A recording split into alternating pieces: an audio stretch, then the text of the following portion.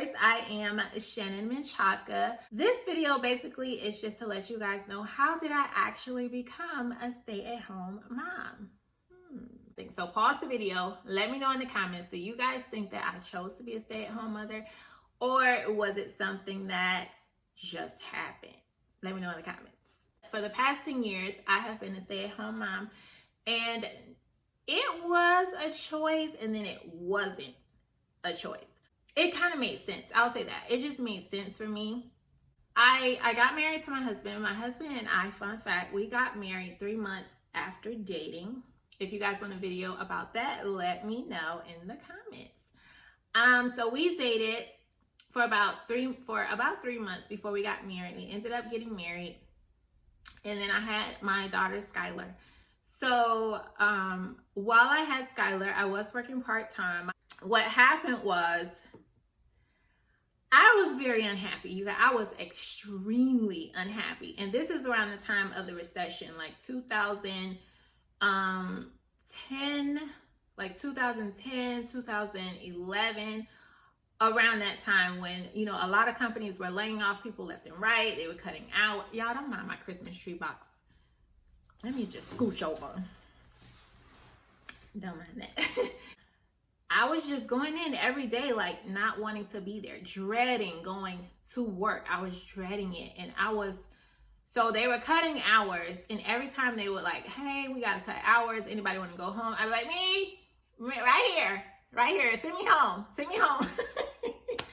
You guys, I did not want to be there. And then a part of me felt so bad because I felt like I was taking up space that someone who probably really wanted that job or really needed that income, that maybe they were the only person providing for their family, and they would have snatched that position up in a minute.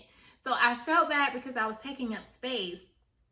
And my prayer was like, Lord, I don't want to be here just taking up space when I know there's somebody who really would want this job. You know what I'm saying?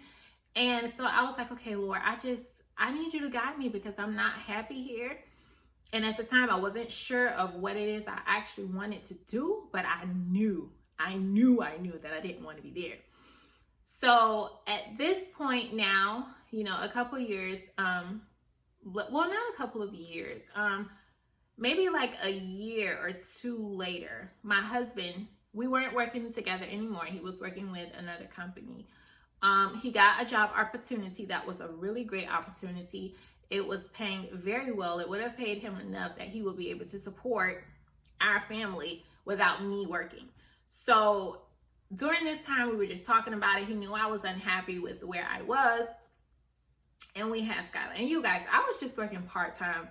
So what I was bringing home was actually what I was paying for daycare. Thankfully, I had family who was willing to help me out and keep Skylar, my daughter, while I was working. So, you know, it was helpful.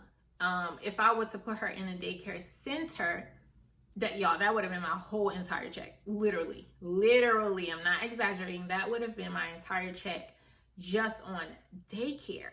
So, you know, once he got the opportunity for this job position, we spoke about it, and I told him, I said, listen, well, we came to a mutual agreement, and we said like, hey, if you get this opportunity, I'm gonna leave and I would just stay home with Skylar full time, because it didn't make sense for me to work to pay for daycare when I could just stay home. That was the agreement, you know, like, hey, I'll stay with her for a little bit until she's ready to go to school. Then, you know, I'll go back to work. So, you know, God is so amazing. My husband ended up getting the position, and baby, as soon as he got that position, I was like, sure. I ran up out of there, y'all. I put my 2 weeks in. Listen, once he got in, established, he passed his probation period and everything, y'all, I was like, chuck the deuces, chuck out. So I ended up leaving and staying home with my daughter. So that's how I ended up becoming a stay-at-home mom. But it wasn't supposed to be as long as it was. Now I am a stay-at-home mom. I have Skylar. She's finally ready to go to school. And then I got pregnant again. So I'm like, man, okay, Lord, long story short, I ended up being able to stay home with both of my girls, which is an absolute blessing. It is an absolute blessing. I was able to be home with them. I was able to nurture them, to have that one-on-one time with them, to teach them, not just schooling and things like that, because, I had a system where we were doing, like at home schooling. So I was able to do that with them, and also just teaching them morals and values and instilling God into them at an early age. And that was a blessing in disguise. And I say it was a blessing in disguise because there was a point where I was like, what the heck am I doing? Like, what am I doing? Because it's good. Me and my family, we agreed on this and it was working out for us and it was best for us. But then the outside world started to come in, getting into my ears, and people like, oh, it must be nice.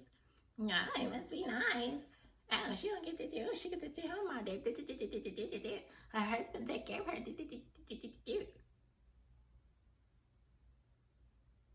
It's work. Catholic, it's work. It's work to every stay-at-home mom. Don't ever let anyone, let me look into the lens.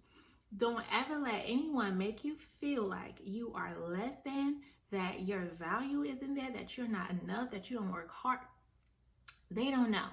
Just like they get up and they go and do whatever, we are the first ones up and the last ones to go to bed. Everything runs as a machine. We keep everything in our home, in our family, everything running like a fine oil machine. Yes, we make mistakes. Yes, we mess up, and that is okay. Don't ever let anybody make you feel less than because you are an at-home mom, or as my aunt liked to call, a domestic CEO, because that's what we are, honey. We keep sitting. Okay. All that being said, these people, you have people saying, oh, it must be nice. It must be nice. You ain't got to work. Like I'm just sitting home shopping and chilling all day. Then you have the other people that make you feel like you less than because you don't have you're not like this career woman in a career field, and you just sitting at home being lazy. They try to diminish your value and make you feel less than. So you have both of these. And then you have other people on the other hand, like, what you doing staying at home? You need to be this fierce, bad, woman, independent. I can handle the world like my man. I could take on the world, rather. Like, and it was just a lot. And it was a lot. And I felt like I had to be doing something. Like, I need to be doing something. Like, I have to be doing something. I need to go out. I need to get a job. I got to fit in with the other women of, this 20th century. And it was a lot. Y'all, it was it was a lot. And I remember feeling that way, and then I was talking to my pastor and I was letting her know, like, I'm feeling this way and and she just so gently, like she could tell you things so gently and so just elegantly, and she says, you got to embrace this season that God has you in. Embrace this season. This is a blessing. It's a blessing, and it's just a season.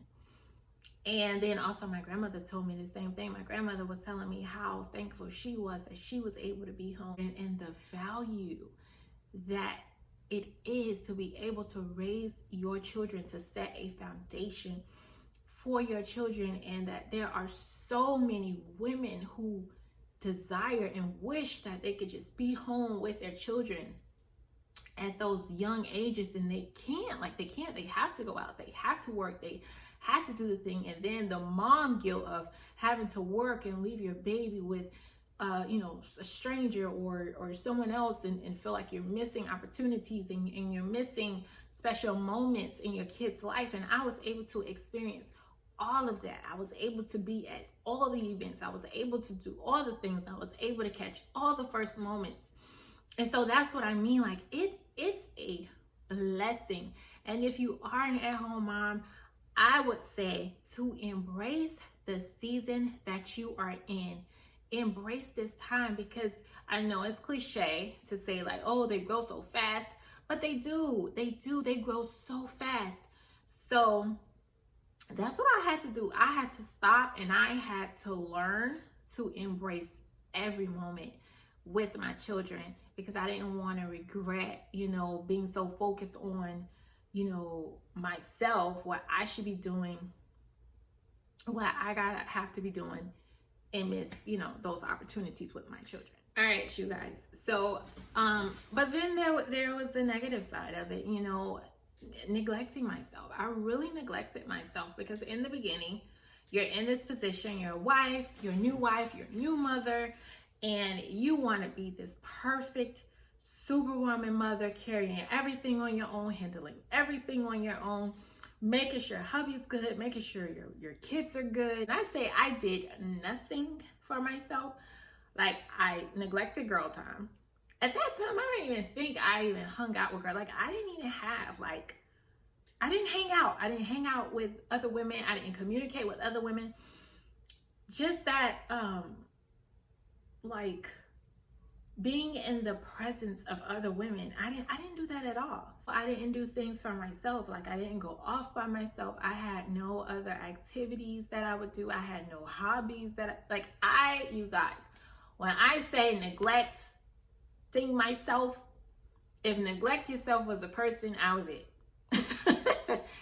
It's not funny, but it's true. Like, I neglected myself. When I sit here and I think about it, I truly neglected myself. It's okay. It's okay if you're in it and being a mom and you're loving it and enjoying it. Keep doing it. Keep doing it. That's an amazing thing. But don't forget, even if it's something small as on Sunday nights, you sitting and painting your nails or painting your toenails, or having 30 minutes out of the day to read a book, or, getting out of the house for an hour or two. Do it. Don't neglect yourself.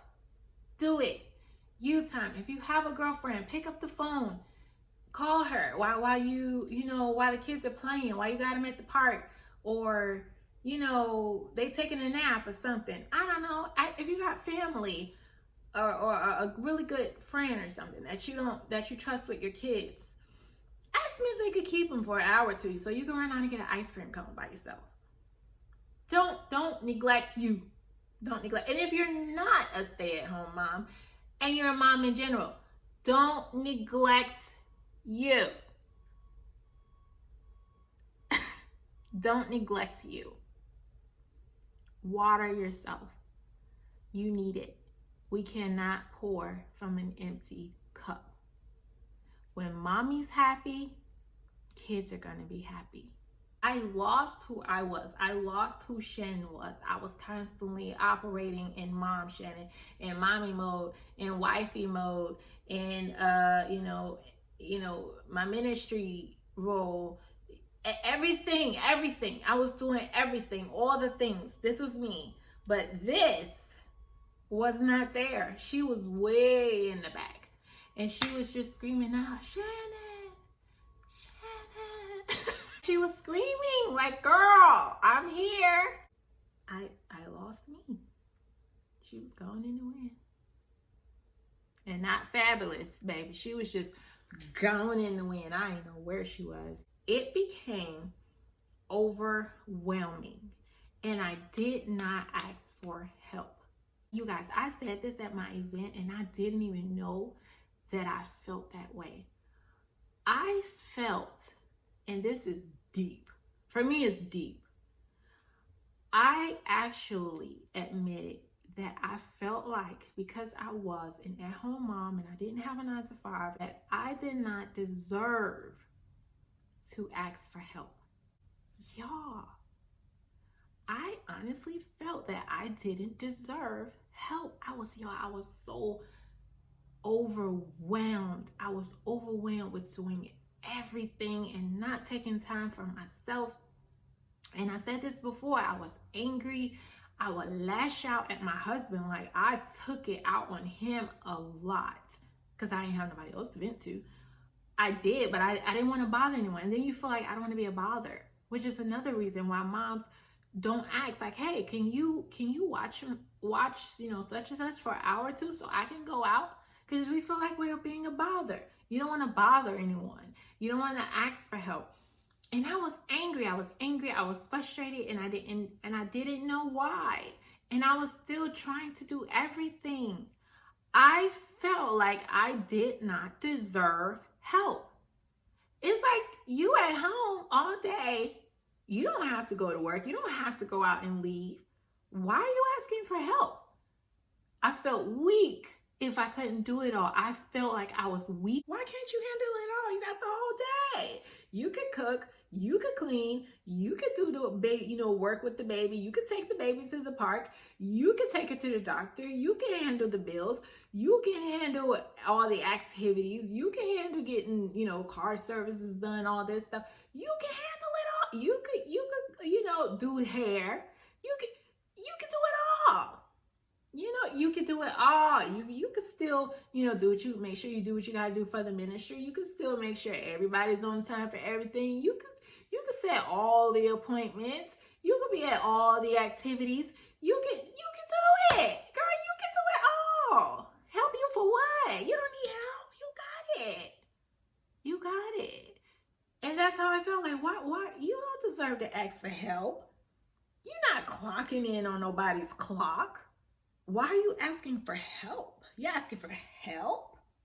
Oh, that was tough. And I heard myself say that, like, yo, I never even said it in my private. I never even said it in my private time. And when I said it there, after I said it, I was like, yo, like I felt like I didn't deserve help. I don't know why that's making me emotional, because I feel like, hold on, y'all, hold on. I feel like it goes deeper than that, because that's why a lot of people have emotional, not just moms, not just women, but a lot of people have emotional breakdowns. A lot of people take their lives because they're afraid to ask for help. If it's not just, with your children, but sometimes if we're dealing with things emotionally, mentally, we feel we don't deserve help. And you hold on. I deserved help. I deserve help. You deserve help. Whoever, whatever your situation is, if you feel you need help, reach out and talk to someone. I could have just simply had someone to vent with. But now, y'all, if you aren't a mom, you might be that person in the family that everybody expects you to be everything for everybody, to carry all the weight, to do all the things. And it's okay to ask for help, and it's okay to say no. It's okay to say no, to stand up for yourself and say, no, I'm not doing it. And that's what I did. I said, no, I'm not doing it anymore. I'm not carrying everything on my own, and I'm not going to feel bad, and I'm not going to feel guilty because I don't go physically to somebody's time clock in, because I'm working here from the time I get up to the time I lay down. I'm taking care of it, a lot of things. But I learned to delegate. Delegate is my friend. Delegate is my friend. Get your family involved. That's another video. But here's the thing.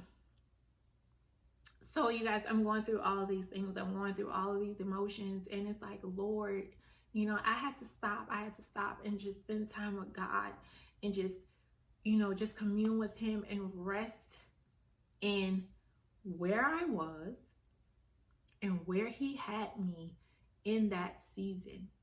And know that as long as I'm following him as long as I am allowing him to lead me and I know that I'm doing what pleases and honor him with my family. And he anointed me to do those things, and he strengthened me to do those things, even though times came where it became difficult and overwhelming. But he was always faithful. He always, let me know, like, hey, you're okay, I got you. And he does the same for each and every one of us. So my thing would be to just get quiet and spend time with God, and just find the time to just get in his word, to pray with him. And prayer is just communicating with him, releasing those emotions, releasing what you're feeling, actually opening your mouth and speaking to him, just like I'm doing here with you guys. I talk like this with God all the time. That's prayer.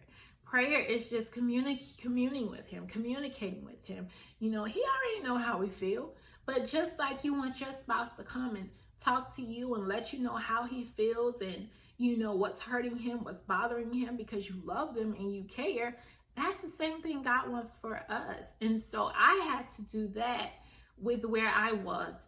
And the more I begin to do that, and the more I begin to rest in where God has me, things just kind of sigh. I became happier. I began to do things that were for me. I began to dabble in little things to try to find, what it is I wanted to do, to find what made me happy. What are some hobbies that I enjoyed? And I began to do that. And then God began to just reveal more and more things to me. He began to show me, things that I enjoy doing, my talents, my gifts, my hobbies. And then there came a point to where I began to dream for myself, that I began to imagine things for me that I could do. And that kind of led me into, where I am now, going into the world of entrepreneurship, which I would make another video on that, going from being an at-home mom to entrepreneurship. But I know this video might be kind of lengthy already, so I feel like that is just a separate video. Would I do it again? Absolutely. Absolutely. I would not change this journey for nothing in the world. I wouldn't change this journey for nothing. I got to see here we go again.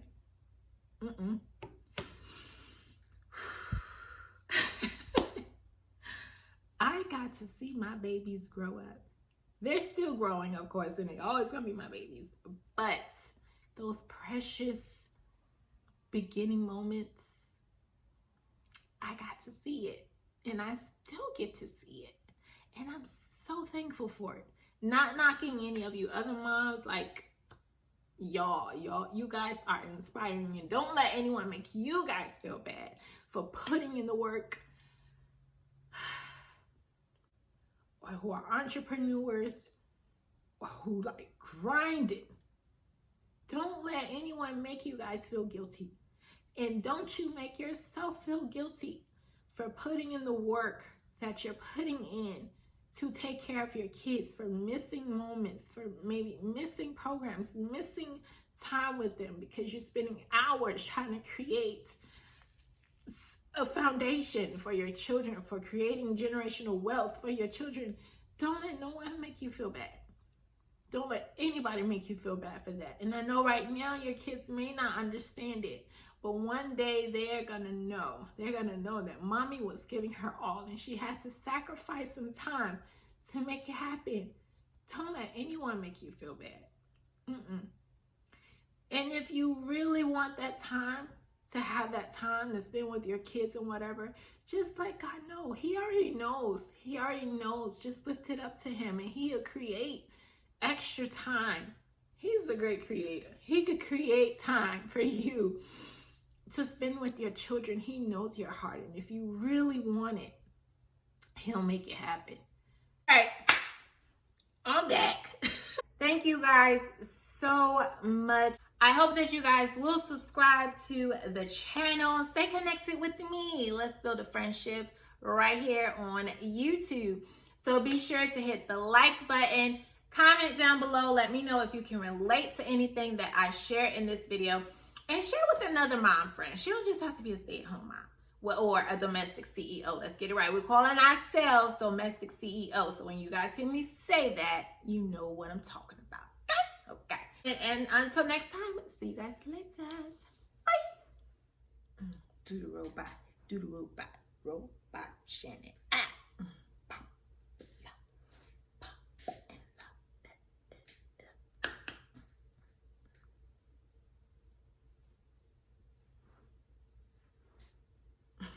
Jesus.